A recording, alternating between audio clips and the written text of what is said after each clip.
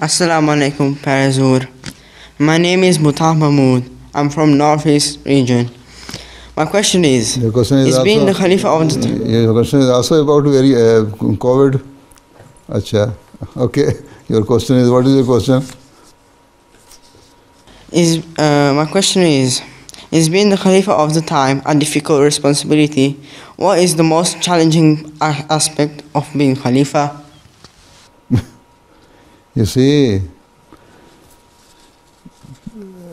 the work of the Khalifa is always challenging, because when you see that whatever you are doing, you are answerable direct to Allah Ta'ala for all your actions and for all your responsibilities you are discharging, then if you have a fear of Allah, then every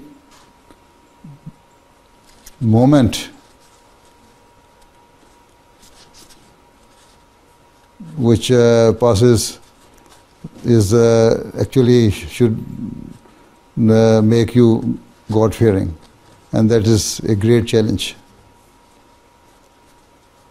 Right? Yeah. Okay? Yeah. All right. Jazakallah, Huzoor, for your answer.